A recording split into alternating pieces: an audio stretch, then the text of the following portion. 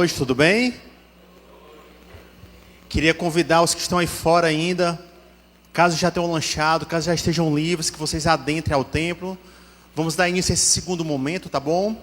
Desde já quero agradecer pela oportunidade que mais uma vez nos é confiada pela Comune, aqui na figura do pastor Glauco. Nós temos crescido muito com esse aprendizado que tem sido contínuo, né? Com esses eventos que não simplesmente preenchem uma agenda. Eu creio que mais do que isso, a gente tem uma oportunidade realmente de crescer no aprendizado, crescer no conhecimento e fazer com que esse conhecimento de forma prática, ele possa repercutir na sociedade. Tudo bem? E eu queria já de imediato começar com relação ao convite ao nosso querido palestrante, mas eu gostaria de fazer uma breve conexão entre o que foi falado ao término do primeiro momento com este agora, tá certo? Eu vou começar contando uma historinha. Em 2018, eu estudava teologia em um determinado seminário e aconteceu um momento que vinha se repetindo, mas teve um dia que foi um ápice para que eu pudesse sair daquele seminário. Aconteceram algumas coisas de cunho político que não vale a pena comentar, mas algo que para mim era muito claro era o estigma que existia dentro da igreja com relação à universidade. Então eu via lá diversos pais que estudavam teologia e muitos deles criavam um estereótipo da universidade completamente distinto daquilo que eles idealizavam, embora tivesse algumas raízes de verdade. E uma das perguntas que eu fiz foi: qual foi a universidade que você cursou para estar falando a respeito disso? E nenhum deles tinha entrado na universidade pública. Não estou defendendo, mas o que eu estou falando é que nós precisamos nos prevalecer de armas que venham não somente a atacar, mas que venham a agregar. Se você prestar atenção no tema, nós devemos fazer uma reação de cunho cristão. Por exemplo, reação é um princípio que decorre de uma ação, como você encontra na terceira lei de Newton, por exemplo. Só faz sentido nós reagirmos se nós formos motivados por uma ação contrária a nós. É um princípio de aprendizado. Você aprende com o erro, você cresce com o confronto. E mediante a isso, um momento que nem esses são louváveis, não somente para registrar uma data, mas para que nós possamos ter um entendimento que através do conhecimento, aí eu faço coro à palavra da professora Débora, para que os jovens que aqui estejam, ao adentrar na universidade, sejam agentes de motivação contrária, sejam agentes transformadores através do conhecimento que provém do nosso Senhor e Salvador Jesus Cristo. Vocês creem assim? Amém? Eu desejo a vocês uma excelente palestra, como um bom assembleiano, a paz do Senhor a todos. E eu queria já desde já convidar meu querido pastor, me perdoe, pastor João Batista, tá certo? Não é pastor ainda, mas eu creio, meu irmão, em nome de Jesus. Mas, meu querido, é porque eu estou pegando aqui, gente, o gancho da palavra dele é sobre humor e riso. E eu não sei se eu seria um bom comediante, mas eu tento, tá bom? Mas a palestra do professor João Batista Gonçalves tem como tema o humor e o riso como arma na luta em defesa da fé cristã, tá bom? Meu querido, você tem 50 minutos, tá certo? Porque aquele rapazinho ali, ele pediu para que eu lhe avisasse. E uma excelente palestra. Só um detalhe, o professor vai fazer uso de slides, tá bom? E a gente vai respeitosamente, para não ficar na frente, descer. E ao término desse momento, nós retomamos para compor a mesa com a palestra do pastor Glauco, tá certo?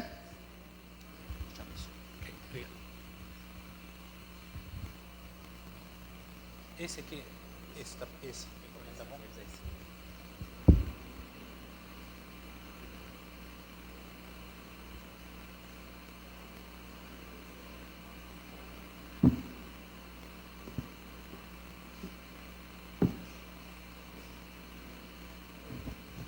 Alô, som.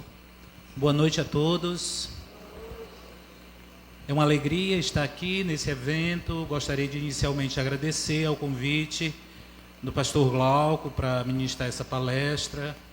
Agradecer também aos organizadores do evento por propiciar mais um momento desse simpósio da Comune, que tem contribuído muito para fortalecer a fé dos universitários, dos cristãos universitários. E o tema da minha palestra é um pouco inusitado. É o humor e o riso como arma na luta em defesa da fé cristã.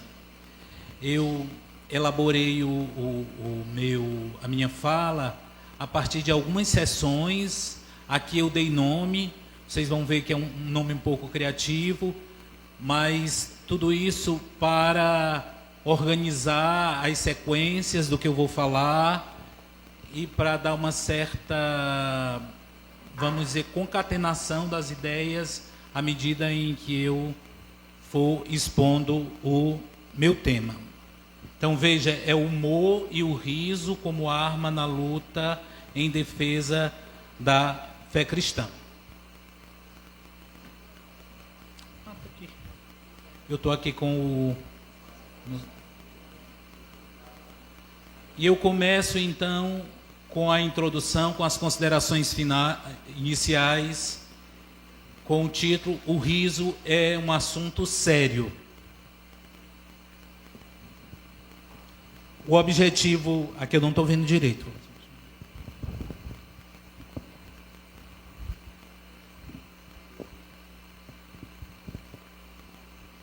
Então, para iniciar, eu gostaria já de deixar claro qual é o propósito, qual é o objetivo dessa minha fala. Está lá.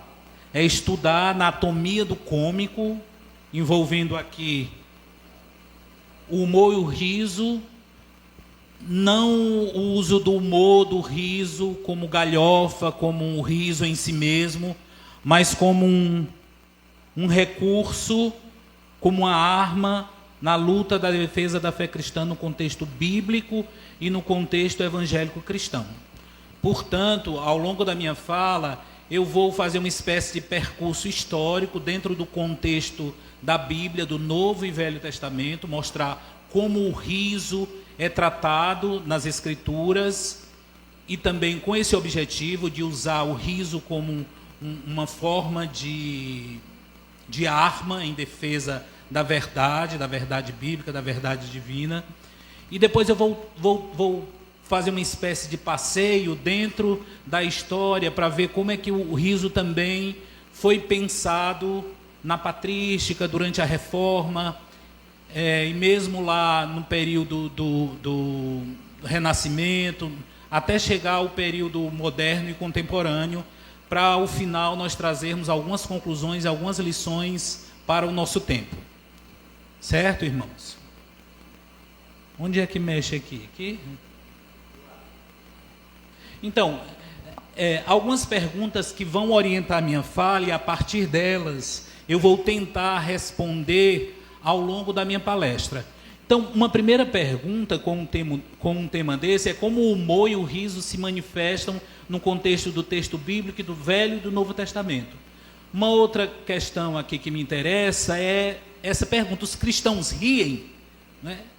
A gente sempre tem aquele estereótipo do cristão sisudo, do cristão sério, que anda com a Bíblia na mão e anda sempre carrancudo.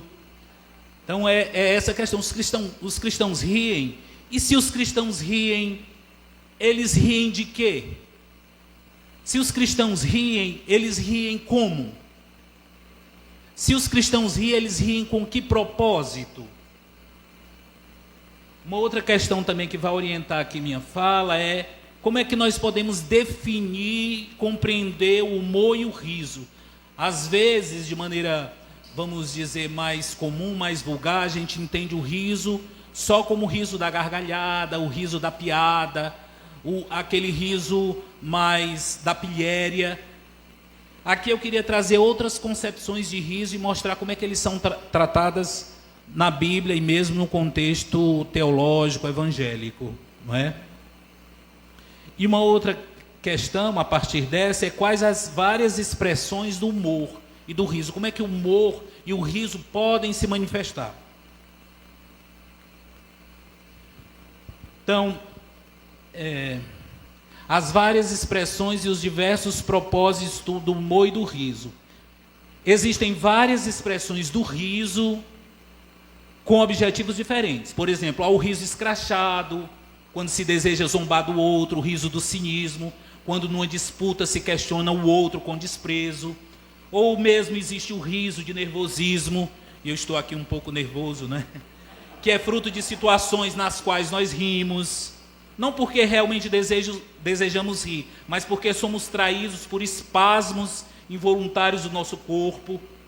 O diafragma responde. Existe o riso dos bêbados, que entregues ao álcool, riem sem razão no ridículo comportamento que emitem. Mas é essa parte é que nos interessa.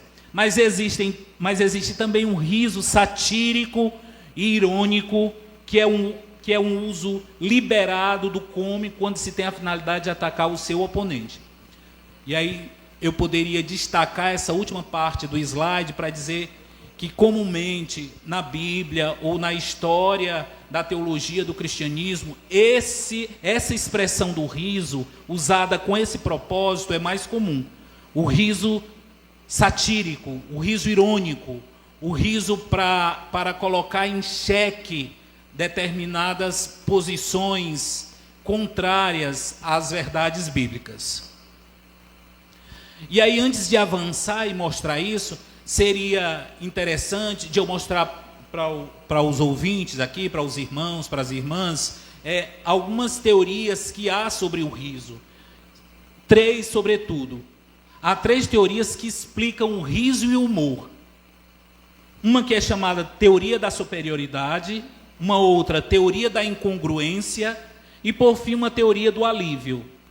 Na teoria da superioridade se entende o riso como algo que resulta da percepção da superioridade em relação aos outros. Quer dizer, eu rio do outro porque eu estou numa posição superior e aí eu posso rir dessa pessoa, desse sujeito. A teoria da incongruência, que é a segunda, ela diz respeito à detecção de dada incongruência. Eu percebo alguma coisa que está incongruente, incongruo, que está fora do que se padroniza, então eu rio daquilo. E, por fim, há a teoria do alívio. Ela é resultante, como o próprio nome diz, né? Serve como um alívio, para aliviar uma tensão. Estou ali e faço aquele riso para liberar uma certa carga de nervosismo, de tensão.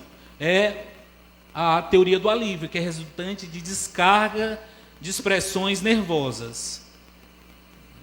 Então, existem esses vários tipos de riso, né? De teorias que explicam que explicam o humor, o riso. E aí é importante dizer, portanto, que a gente não pode, vamos dizer, circunscrever o riso, portanto, só como o riso da galhofa ou o riso da zombeteria. Há outras formas e outros propósitos de o riso se manifestar, né? Existem vários tipos diferentes de humor, grande parte deles também presentes no texto bíblico. O riso pode se manifestar através do trocadilho, né? Alguns viram até, por exemplo, quando Jesus falou lá de Pedro, pedra, ali como uma espécie, através desse xiste, desse jogo de palavras, como um sinal de humor, né? Então, o humor envolve trocadilho, jogo de palavras, um enigma. Parábola, por exemplo, era um enigma, né?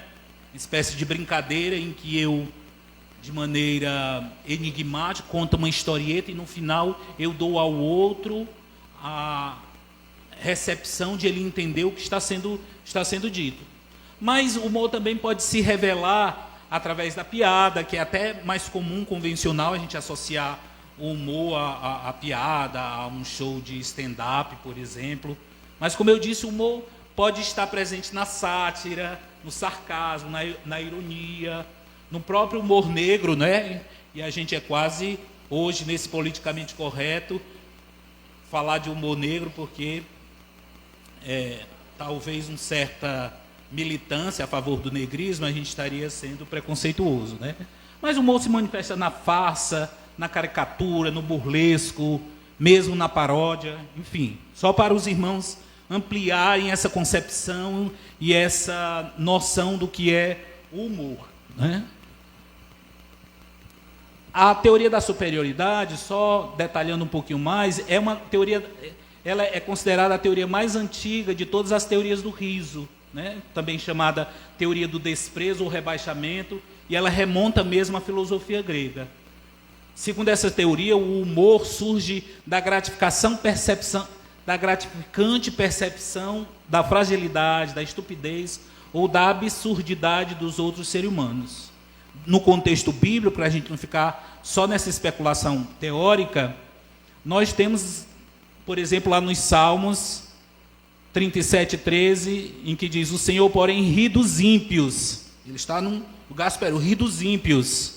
Sabe que o dia deles está chegando. Então, talvez esse exemplo aí poderia explicar, em certa medida, essa teoria da superioridade, né? Deus ri do homem, do pecador, do homem que está distante dele. Deus ri porque conhece o homem, está num patamar superior ao do homem, né? Outro exemplo vem da própria tradição ligada a Santo Agostinho. Segundo Agostinho, Deus ri zombeteiramente dos pecadores no inferno. Depois a gente vai até retomar essa teoria lá na Patrística e mesmo lá com o filósofo Blaise Pascal. Uma outra teoria, já mostrei para os irmãos, mas agora eu trago o exemplo dentro do contexto bíblico cristão, é a teoria da incongruência. Ela se baseia, portanto, no contraste, né? Ela quebra um contraste e aí gera uma inconsistência, uma contradição, uma ambivalência. Esse modelo, tal como a da superioridade, ela tem raízes lá entre os gregos e os romanos. Para os teóricos que explicam o humor, o riso, a partir dessa teoria, o que torna algo risível é a violação, pelas nossas experiências, dos padrões mentais e expectativas. E aí, um exemplo clássico dentro do contexto bíblico e dentro do contexto do Velho Testamento, nós vamos ver que é a primeira vez em que o riso aparece, é lá, nesse episódio do nascimento de Isaac, não é? O caso de Abraão e Sara, que riem pela excentricidade. A excentricidade é aquilo que foge do centro, né? A gente está acostumado, por exemplo, a saber que uma mulher tem filho na sua mocidade, quando ainda pode ter filhos, mas lá, pela incongruência da situação da gravidez da mulher de Abraão, de Sara, os dois riem. Os irmãos estão lembrando desse episódio. Ali explicaria um pouco, portanto, essa teoria da incongruência. Eles riem pela situação que é, vamos dizer, contraditória, inconsistência. Quer dizer, como é que de uma mulher velha, né, 90, 100 anos, e de um homem também com a mesma idade, como é que dali iria nascer um filho? E aí, portanto, eles riem. Por fim, tem a teoria do alívio, que eu já expliquei para os irmãos, e ela nasce mais no terreno da psicologia. Ela tenta explicar como o riso como um processo cognitivo contraditório, né? Vejam que essas teorias, elas também não se excluem, elas acabam se complementando. Aí eu poderia trazer também um pouco a teoria da incongruência, né? Mas ela se aproxima da noção de riso como um sinal de alívio. O alívio seria uma forma de amenizar as restrições impostas. Restrições que podem ser externas, como a cultura e seus tabus, ou restrições internas, como os limites da capacidade de entendimento ao indivíduo. Nesse sentido, os indivíduos que estejam submetidos a algum tipo de constrangimento tendem a soltar o riso quando esses constrangimentos são subitamente removidos, né? Mais uma vez, eu tentei trazer para cada uma das teorias um exemplo bíblico, um exemplo mesmo dentro do contexto cristão. Nós podemos citar o texto de Mateus 28:8, né? Quando as mulheres chegam ao sepulcro. Tentei colocar aí o texto, não é? Mas o tempo é curto. Mas os irmãos devem estar lembrando, né? E saindo elas pressurosamente do sepulcro, com temor e grande alegria, correram a anunciar aos seus discípulos. E a gente vai perceber, irmãos, que ali depois elas comecem a rir, a se alegrar pela tensão, como se fosse uma espécie de alívio, não é? No contexto cristão também nós podemos lembrar o riso dos mártires anabatistas, que em júbilo iam à morte, muitas vezes até ironizando dos seus algozes. Era uma forma também de descarga, não é? De alívio. a gente não pode esquecer, ao pensar nessa teoria do riso como uma espécie de alívio, do riso que era um remédio para a alma do chamado príncipe dos pregadores, o Spurgeon, né? Charles Haddon Spurgeon. Segundo os historiadores, o humor aliviava suas agonias físicas e mentais. Quer dizer, Spurgeon, durante toda a vida, foi acometido de doenças no joelho, tinha obesidade, sofria com tudo isso, um pouco deprimido, mas o humor aliviava essas suas agonias, né? Eu depois vou dedicar um espaço aqui para mostrar como Spurgeon se valia do humor, do riso nas suas pregações e na sua vida diária. E por fim nós podemos lembrar a famosa oração de Thomas More, quando ele diz: Senhor, dá-me senso de humor, dá-me a graça de entender uma piada para que eu possa ter um pouco de alegria nesta vida e compartilhá-la com os outros. Então, em todos esses exemplos que estão aí listados nesses slides, a gente vê exemplos do riso como um alívio. Tá claro, gente? Claro, irmãos? Então, eu vou começar agora com o primeiro tópico. No princípio era o riso. Eu mostrei primeiramente que o riso é coisa séria, né? Não se deve brincar com o riso. O riso pode ser uma arma a nosso favor ou contra nós. Mas agora eu quero começar já dentro dessa linha, desse percurso histórico, e começando com como é que o humor e o riso eram tratados no Velho Testamento. No princípio era o riso. Fiz uma espécie de paródia com o texto bíblico, né? O riso já estava lá, no primeiro livro, no livro de Gênesis. Então, o primeiro registro de uma cena de riso está no livro de Gênesis. Eu já lembrei isso aos irmãos, né? Quando Deus disse a Abraão que Sara ia ter uma mulher, né? Não chamará mais pelo nome de Sarai, aqui os nomes são trocados, não é mais Abrão, é Abraão, não é mais Sarai, é Sara. Os irmãos conhecem bem esse contexto. E aí, quando a Abraão é dado essa notícia, essa parte que está em negrito, irmãos. Opa, desculpa.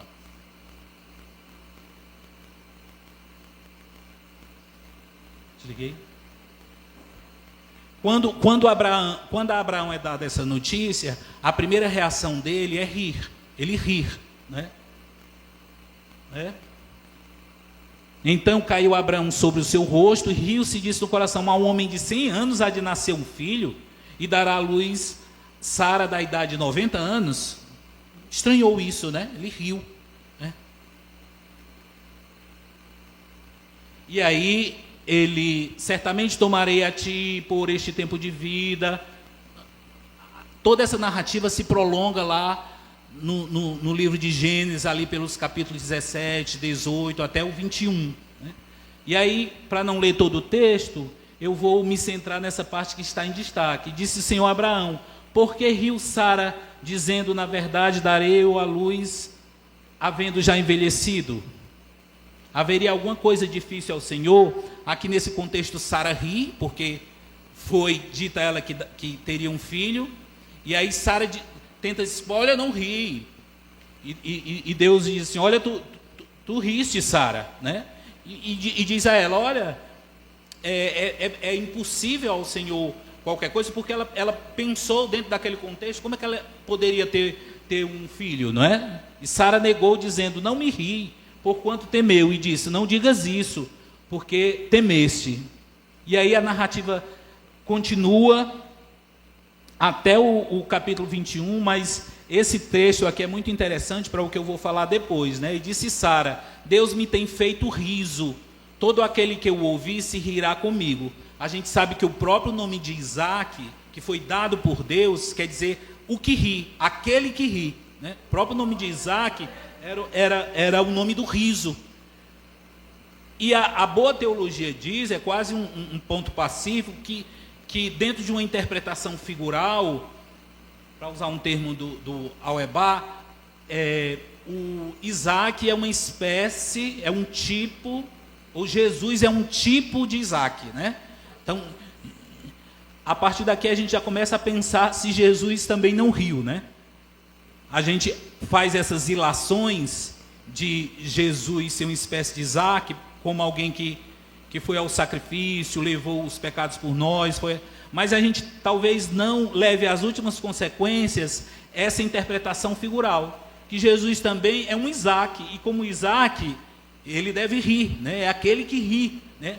É aquele que nos trouxe a salvação, que nos dá motivos para rir, motivos para festejar, motivos de júbilo, não é?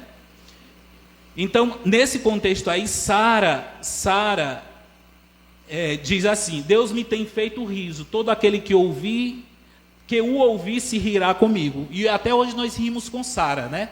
Porque ela de alguma forma antecipou a vinda do Messias. E hoje, quando nós conhecemos a Jesus, o que conhece a Jesus tem um coração cheio de júbilo, cheio de riso, né?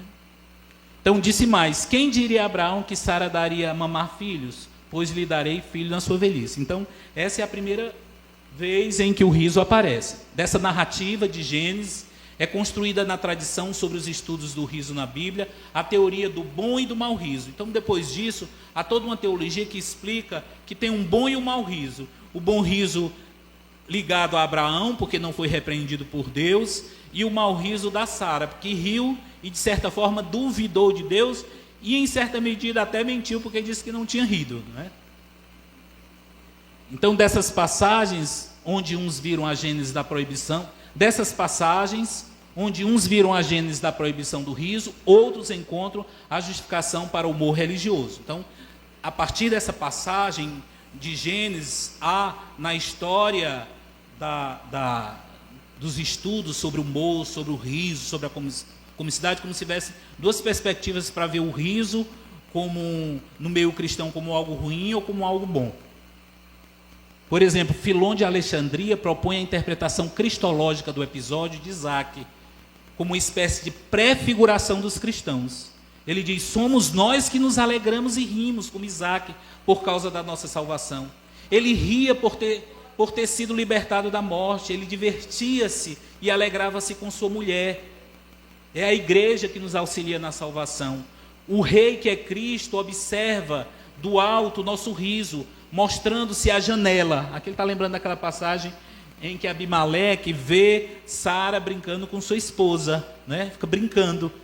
E aí essa interpretação vê como se Jesus nos visse alegres, brincando, né? A própria brincadeira, essa dimensão lúdica, ela também faz parte do riso. Então, em tudo isso, para nós vermos a graça, a felicidade, o contentamento, a alegria da sua igreja. Um outro exemplo, ainda no Velho Testamento, que a gente conhece e que nos causa humor, é encontrado lá na história do jumento de Balaão, em Números 22. Né? Balaão é repreendido exatamente por um jumento. Né? Isso causa em nós um certo riso pela forma como é tratada a narrativa, a absurdidade de um jumento falante e a ironia de um profeta sendo repreendido pelo seu próprio animal de carga fornece um elemento humorístico a essa história. Fechei de novo. Eu acho que eu estou apertando no lugar errado. Desculpa, irmãos.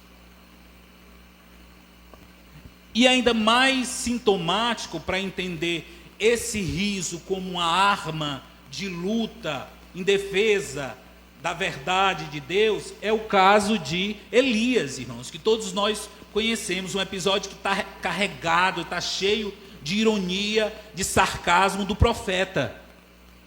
Ele é emblemático para entendermos, portanto, o riso com essa função. Lá no texto diz assim, 1 Reis 18, 25 ao 29, e disse Elias aos profetas de Baal: escolhei para vós um dos bezerros, e preparai o primeiro, porque sois muitos, invocai o nome do vosso Deus, e não lhe ponhais fogo. Aqui os irmãos conhecem bem essa passagem do Velho Testamento. Elias, diante dos profetas de Baal, começa a ironizar: olha, vocês não acreditam nesse Deus? Pois então peçam a eles, peçam que desça fogo do céu, clamem em altas vozes. Talvez esse Deus esteja surdo, não é? E não vejam as vozes de vocês. Vejam que ali está todo um trocadilho, todo um jogo de sarcasmo, de ironia, não é, irmãos?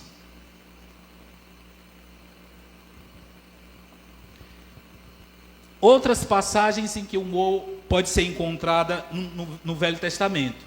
É fácil encontrar algo de risível em algumas outras passagens, como a que fala de tumores, na Nova Tradução diz hemorroidas, né?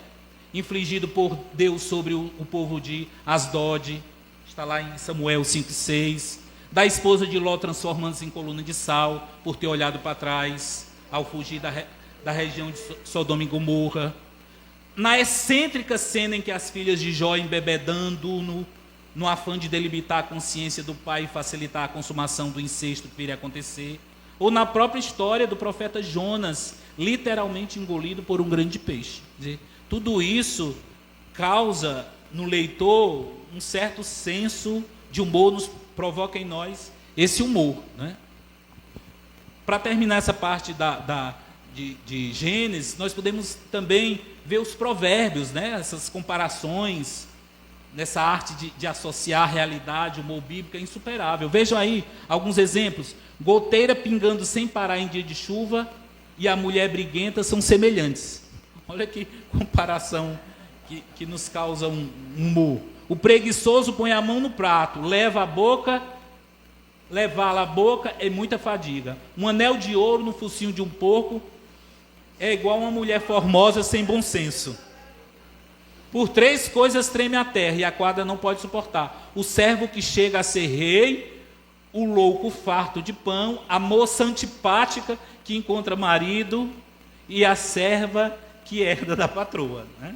Então vejam como o texto bíblico está carregado de elementos de humor. E ainda no Novo Testamento, o humor pode aparecer de outras formas, né? Aqui nos serve até como uma espécie de consolo. Por exemplo, Eclesiastes nos recomenda que mais vale o desgosto do que o riso, pois podes ter a face triste e o coração alegre. Um outro provérbio diz o quê? 17:22. Coração alegre, corpo contente, espírito abatido e ossos secos, né? Isso aqui é um tapa na cara daqueles crentes sisudos que acham que o crente deve ser sempre triste, que rir denota falta de espiritualidade. Mas vejam que os conselhos dos provérbios estão cheios estão cheios de admoestações sobre como o riso pode ser também, vamos dizer, uma espécie de remédio para a nossa vida, né, irmãos? Quando o Senhor restaurou, olha que texto lindo, irmãos. O Salmo 126:1. Quando o Senhor restaurou nossa sorte, ficamos como quem sonha. Então a nossa boca se encheu de riso e a nossa língua de júbilo. Então, já respondendo um pouco aquelas perguntas com as quais eu iniciei minha fala, dizer, o cristão ri, tem muito para rir. Nós que, sobretudo, deveríamos rir, né? Nossa boca está cheia de riso pela nova vida que nós temos, pela certeza que nós temos da salvação, pela promessa do céu. Vamos agora para o Novo Testamento. Quando a gente fala em Novo Testamento, a figura principal a que nós associamos é a figura de Jesus. E aí eu chamei essa sessão, eis que saiu o semeador a semear o riso. Lembra muito aquela parábola, não é, do semeador. Só que aqui ele está semeando o riso, né? E ao mesmo tempo esse título que eu dei essa sessão é para lembrar que as parábolas, esse discurso parabólico, dessas narrativas analógicas, estão cheias de elementos do riso, né? No Novo Testamento, por outro lado, só há o registro textual que Jesus chorou. Na Bíblia, no Novo Testamento, não há nenhum versículo que diga literalmente que Jesus sorriu. E aí alguns, por isso, acham que Jesus não usou de humor, não tinha senso de humor, era sério, carrancudo, né? E a passagem lá é exatamente aquela passagem em que está em João 11, 32 e 35. Chegando ao lugar onde Jesus estava e vendo, Maria prostrou-se aos seus pés e disse: olha, Senhor, se estivesse aqui, meu irmão não teria morrido. Ao ver chorando Maria e os judeus que o acompanhavam, Jesus agitou-se no espírito e perturbou-se. Onde o colocaram? Perguntaram. Vem ver, Senhor. Responderam ele. Jesus chorou. Né? Alguns dizem até que é o menor versículo da Bíblia. Jesus chorou. Por conta disso, a pergunta que pode ser feita, né? A pergunta que se impõe. Não seria possível afirmar que o discurso e a vida de Jesus, como registrado nos evangelhos, apresentam humor? Nos discursos das bem-aventuranças, lá, por exemplo, irmãos, em uma dupla forma provocativa, encontramos Jesus dizendo: bem-aventurado vós que agora chorais, porque haveis de rir. Ai de vós que agora rides, porque vós lamentareis e chorareis. A partir disso também alguns acham que o riso é sempre prospectivo. Agora nós estamos no momento só de chorar, de gemer. O riso ele é só para o momento da redenção, né? Há, por exemplo, lá em Mateus mesmo 9, 18 e 26, em que Jesus não ri, ele é zombado por causa do episódio da filha de Jairo, quando ressuscita, e alguns começam a zombar dele. Então, todos esses trechos podem levar alguns a interpretar o riso no Novo Testamento com a figura maior de Jesus como algo que fosse proibitivo. Mas eu já adiantei até para os irmãos aqui, nós devemos considerar Jesus nessa interpretação figural como um tipo de Isaac, como aquele que ri também. Algo relevante a se dizer das narrativas contadas pelos evangelistas, não emerge uma imagem de Jesus como um homem carrancudo, sério, sisudo. Nós vemos isso porque Jesus estava sempre em eventos como a celebração e o banquete, que são espaços que caracterizam essa sociabilidade, de alegria, de riso. Ele estava ali no casamento em Canaã, em João 2, 1 ao 11, lá ele transforma água em vinho. Jesus estava muito próximo às crianças, né? Em pensar-se num homem sério, carrancudo, como é que ele estaria sempre ali na presença das pessoas, comendo e bebendo? Tudo isso reflete, portanto, o caráter de um Deus que se deleita na alegria e da celebração humana. Tudo isso são exemplos que também sugerem que Deus não apenas aprova, mas também participa de momentos de alegria e de risos. O humor em Jesus se mostra também na sátira, como a usada lá em Lucas 13, 15 e 16, quando ele disse para os fariseus: hipócritas, no sábado não desprende a manjedoura, cada um de vós o seu boi ou o jumento, e não o leva a beber, e não convinha soltar desta prisão no dia de sábado esta filha de Abraão, a qual 18 anos Satanás tinha preso? E dizendo isto, todos seus adversários ficaram envergonhados, todo o povo se alegrava de todas as coisas gloriosas que eram feitas por eles. Então aí a gente vê também, a gente flagra o humor como ironia, como sátira, né, no discurso de Jesus.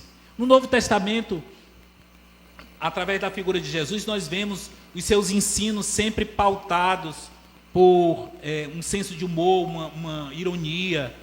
Se a gente considerar, por exemplo, a hipérbole e o paradoxo, muito usado em Jesus nos seus ensinamentos.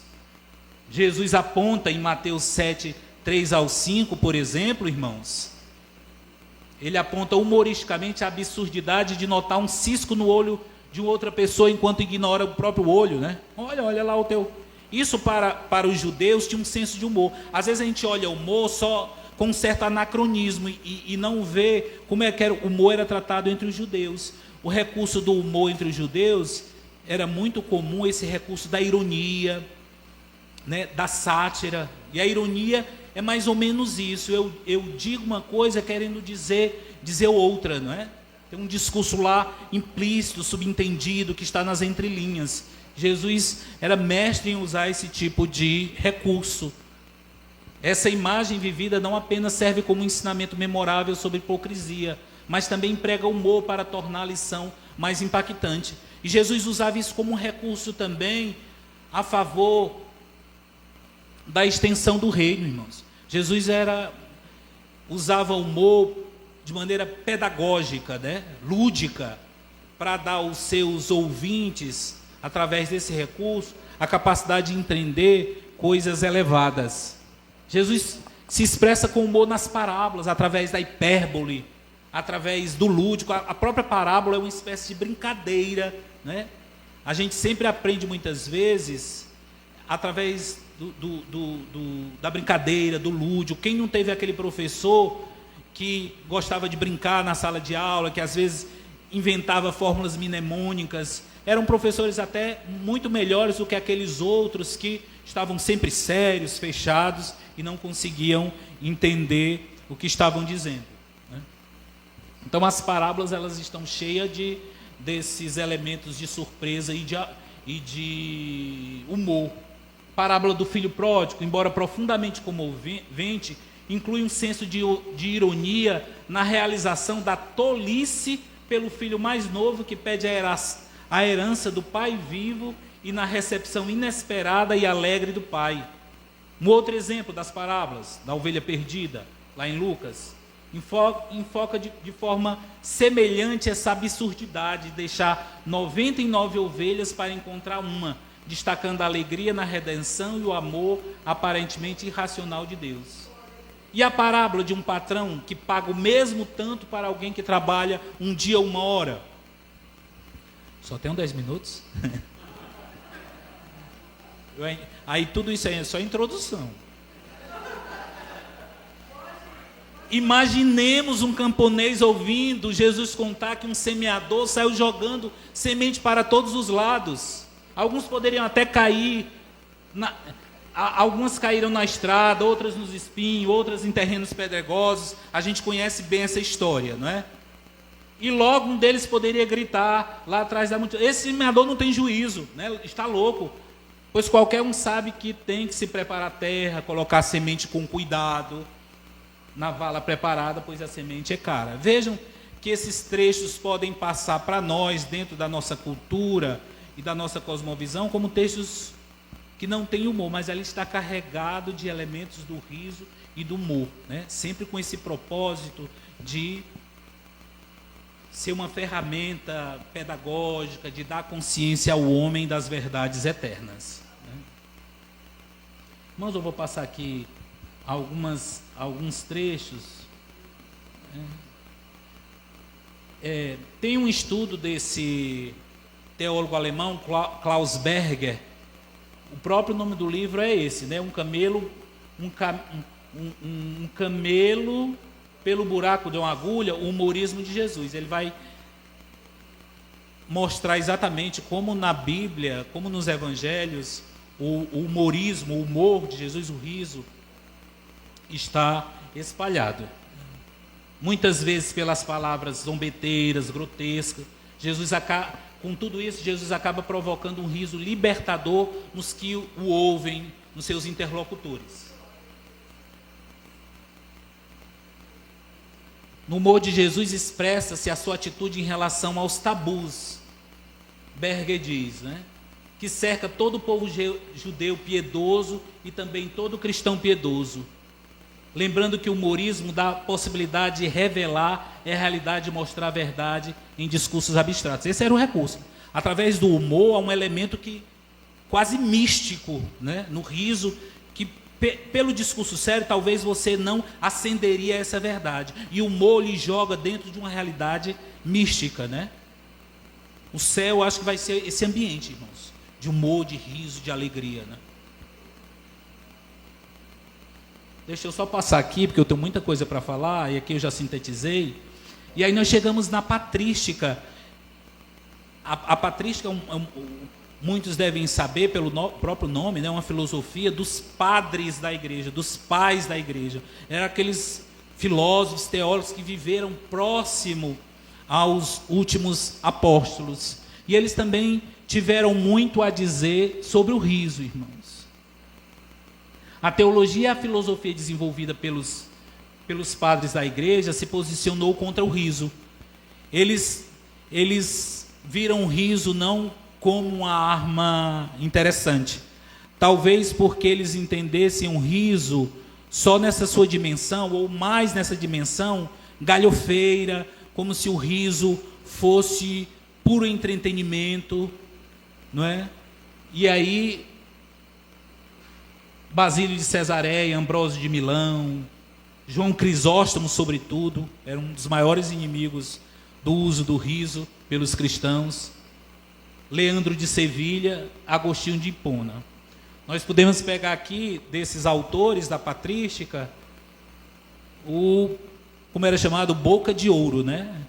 Era João Crisóstomo, porque era conhecido como alguém de grande eloquência e que escreveu várias homilias, e em muitas delas ele condenava o riso, né? Veja, ele diz aqui nessa última parte do slide, ele diz assim, que ele afirma que Cristo nunca teria rido e, consequentemente, o cristianismo não ri. E aí muitos pregadores repetirão esta tese, supostamente fundada nas Escrituras, propondo que Cristo, se Cristo é o nosso fundamento e ele não ri, então o cristão não deve rir. Essa lógica é...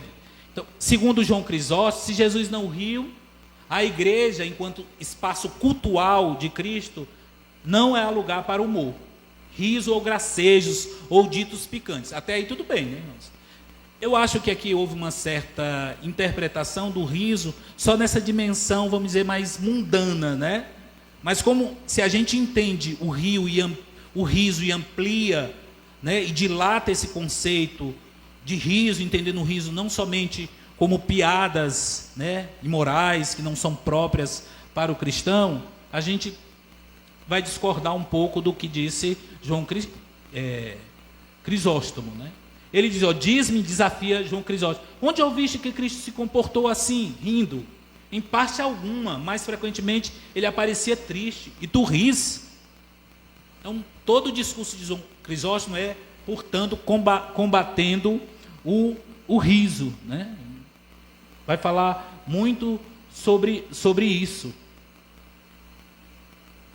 Ele diz, em determinada altura, olha, é justo adiantar que esta leitura restritiva dos dados escriturísticos não pretende suprimir todo tipo de riso, mas que se evite a sua desmesura. Eu acho que aqui pode ser 5 minutos, gente. Não tem como a gente negociar, não. Vejam que aqui parece que há uma compreensão de que o riso ele pode ser uma arma, né, a favor do cristão. Pode-se ter um entendimento bíblico do humor cristão. O que eles parece que estavam condenando aqui era um riso da desmesura, né? Como podes, ele pergunta, romper as gargalhadas e divertir-se dissipadamente quando tens de dar grandes contas, quando tu tens de comparecer diante do temeroso tribunal para dar conta de todas as ações e omissões? E aí ele vai se colocando contra o riso. Agostinho também se colocou contra o riso. Ele diz no seu sermão, neste mundo em que a vida não nos sorri, como e por que rir? Lá no livro Contra Acadêmicos ele diz, não há nada mais humilhante do que o riso. Em outro momento, no seu livro sobre o livre-arbítrio, ele defende que brincar e rir são atos próprios do homem, até admite. Embora sejam duas das suas mais ínfimas perfeições. De certa forma, repetindo um pouco o que Platão e Aristóteles diziam, né, que eram também um pouco contrários ao riso, à comédia, né? Nem só de choro vive o crente, mas de todo o riso que vem da graça de Deus. Aqui é o período da reforma. Aqui nós não podemos esquecer os nomes de Erasmo de Roterdã e de Martim Lutero. E ao falar de Erasmo de Roterdã, a gente lembra do seu famoso livro Elogio da Loucura, que foi um livro marco, e toda a obra ou pelo menos a grande maioria da obra de Erasmo influenciou o próprio pensamento de Lutero, né? Então, nessa obra, nós vemos todo um uso do artifício do riso, né? Se na patrística o riso foi abandonado, aquele reavivado, e reavivado como sátira, como uma forma de criticar, de satirizar a cúria romana, a igreja oficial. Então, o Elogio da Loucura é um livro em que há várias críticas a todas as personagens do seu tempo, sobretudo dos padres, né? A obra satiriza a sociedade do século XV e XVI, bem como a igreja, a qual Erasmo desejava renovar. Erasmo e Lutero, portanto, estão nesse contexto, né, medieval. Erasmo, pela boca da deusa loucura, procura respaldar seu elogio da loucura. Lá a loucura é uma espécie de personagem. Ele acha que a loucura deve assumir o seu lugar de destaque, né?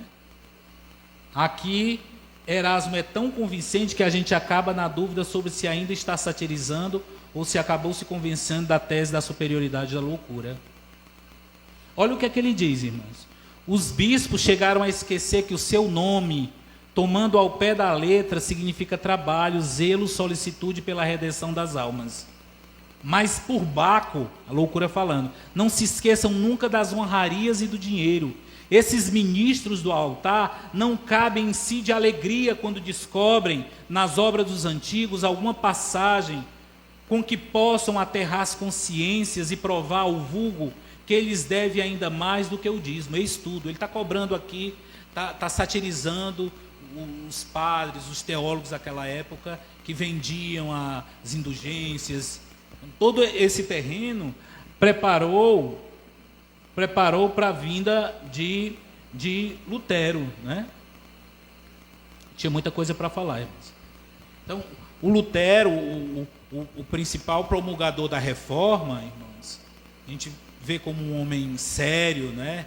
Um homem piedoso, mas o Lutero, o seu discurso estava carregado de humor, um humor pesado, viu, irmãos? Vou colocar aqui alguns trechos, os irmãos vão ruborizar. Outro enunciado carregado de humor no discurso do reformador alemão é: a melhor forma de expulsar o diabo, se ele não se render aos textos das Escrituras, é zombar dele, ridicularizá-lo, pois ele não suporta o desdém. Inclusive, esse trecho está como epígrafe do livro do C.S. Lewis, sobre a carta do diabo ao seu aprendiz. Está lá, né?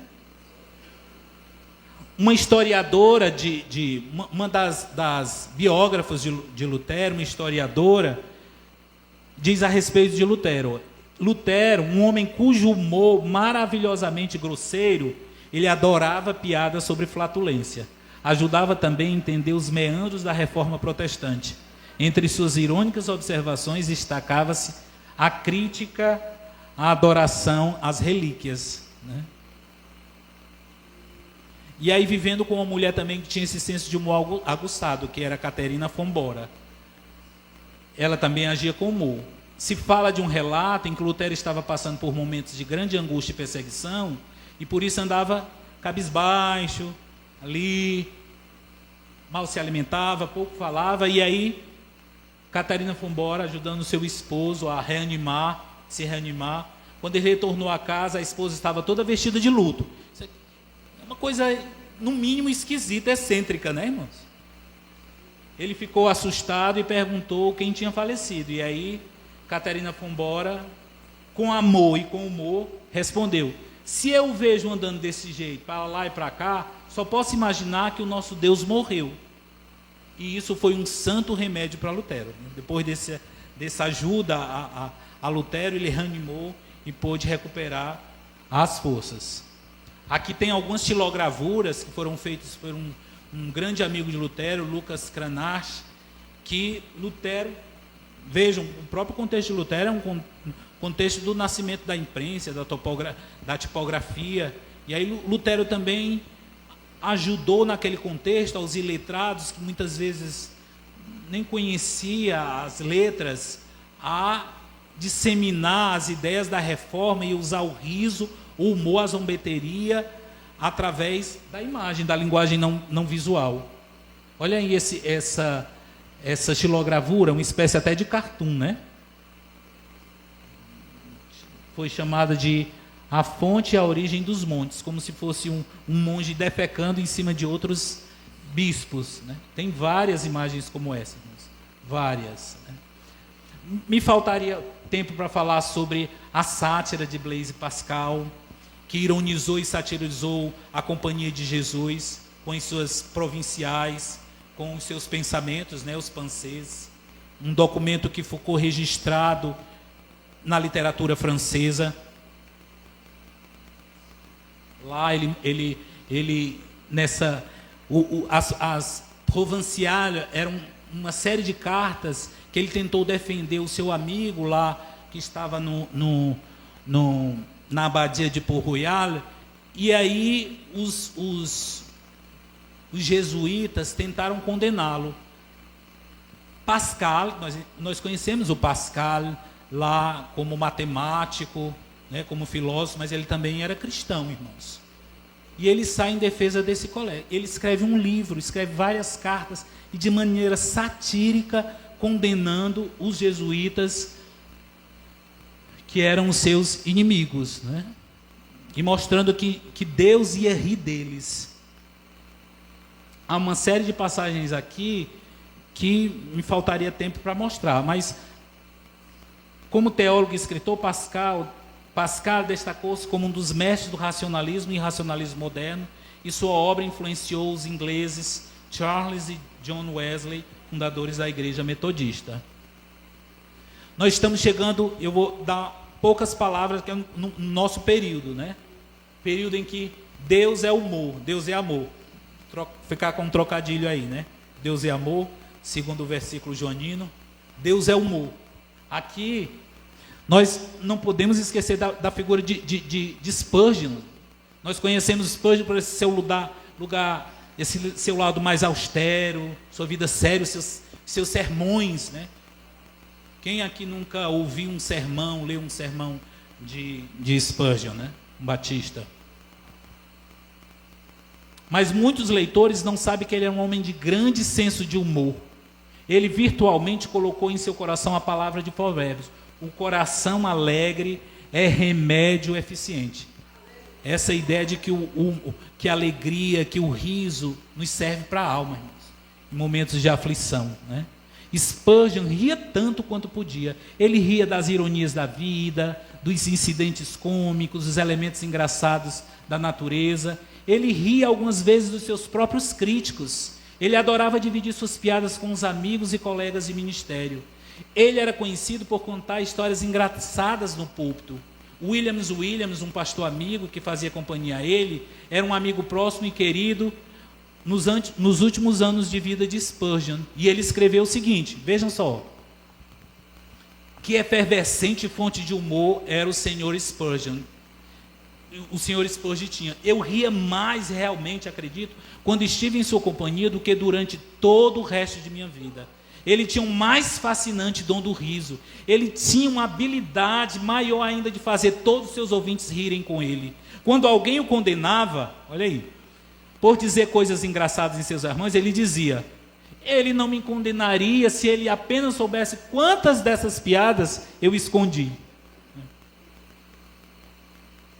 Vejam que cada um desses autores aqui demandaria, meus queridos irmãos e ouvintes, toda uma palestra. O que eu fiz aqui foi de maneira muito rápida, né?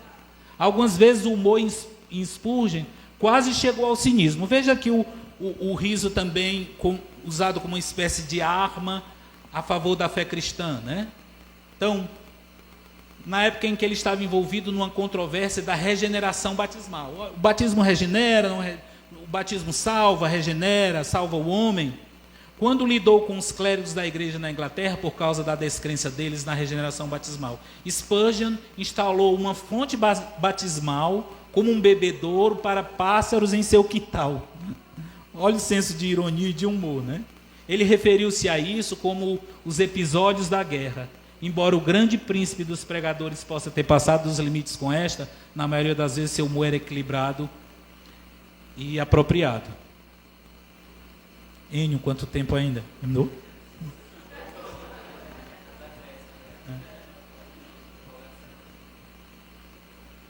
Deixa eu ler aqui só alguns trechos de humor de Spurgeon, tirado da própria autobiografia dele. Spurgeon acreditava que o sorriso não era pecado e que era menos crime causar uma risada momentânea do que um sono profundo de meia hora. Às vezes um trocadilho em quem estava dormindo no auditório poderia acordá-lo e retornar a ouvir a piada. Ele diz: prefiro ouvir as pessoas rirem do que vê-las dormindo na casa de Deus. Gosto de uma risada honesta. O humor verdadeiro pode ser santificado. Acredito em meu coração que pode haver tanta santidade em uma risada quanto em choro. Alguns já tiveram essa experiência. Na presença de Deus, já começa a rir, né, irmãos? A alegria da presença de Deus. Às vezes o riso pode se tornar a expressão mais sagrada possível. Segundo o Spurgeon, a alegria é o brilho do coração. Ele acreditava que os cristãos deveriam ser criaturas mais alegres do mundo. Ele diz: se a boca de alguém deve estar cheia de riso, certamente deve ser a nossa. O próprio pensamento da graça fez Spurgeon oscilar entre lágrimas e riso, né? Olha só esse episódio aqui. Ele viu um homem carregando uma cerveja de gin para a igreja, né? E durante seu sermão ele destacou para o homem, apontando para ele, dizendo: olha, mesmo aquele homem parado lá na galeria com uma cerveja de gin no bolso pode ser salvo. Tinha esses momentos e todo mundo se espantava, casos de humor em favor da sua mensagem de se dirigir ao seu ouvinte. Um agnóstico um dia disse para a esposa: senhor Spurgeon, não concordo com você sobre religião, eu sou um agnóstico. Spurgeon respondeu: sim, agnóstico. Agnóstico é uma palavra grega, você sabia? É o equivalente a ignoramos. Se você gostar de reivindicar esse tipo, fique à vontade. Ironicamente chamou o camarada de burro, né? De ignorante. E aí, sem muito tempo para desenvolver o resto do que eu poderia dizer, irmãos, mas a gente poderia falar de C.S. Lewis, do livro que eu já falei, né? Cartas a um Diabo Aprendiz. Nós poderíamos falar de Chesterton na sua ortodoxia. Ele diz o seguinte: havia algo que ele conta, ele escondia, ele dizendo que ele está falando de Jesus, escondia de todos os homens quando subia ao monte para orar. Havia algo que Jesus ocultava constantemente com um silêncio abrupto ou com isolamento impetuoso. Havia em Jesus algo que era tão grande para Deus, para que Deus pudesse nos mostrar quando caminhou sobre a terra. E às vezes ele diz: eu imagino que era o riso. No Brasil, para a gente não dizer que no Brasil nós não temos alguém que usa o riso a favor do evangelho como arma, tem o pastor Jaziel Botelho, irmãos, que é um missionário, fundador da missão Jovens com Verdades. Ele usou muito ele é cartunista e usou muito os cartoons para também promover o riso, né? Filho, o que queres que eu te faça? Quero ver, Senhor. Olhando para a justiça, né? Isso é muito atual para os nossos dias, né, irmãos? Tem um cartoon do Jaziel que ele diz: vou publicar minha 95 charges e reformar a igreja brasileira. Foi no dia da reforma protestante, né? Um outro cartoon dele, né? Alguém batendo na porta. Aqui foi no dia da reforma. Eis que estou à porta e bato. Se algum líder me ouvir, eu abrir, eu entrar, eu entrarei e reformá-la-ei. Nessa crítica à soberania, né, à igreja. Olha esse cartoon aí, condenando a teologia da prosperidade. Esse aí é muito bom. É como se fosse um encontro de Calvino e o nosso atual presidente. Aí o Calvino, ele diz assim: Calvino, ambos nós dois, já tem aquela linguagem, né, que não domina muito a variante culta. Ambos nós dois, companheiro, temos algo em comum. Você é predestinado, falando para Calvino, e eu predestilado, né? A gente sabe.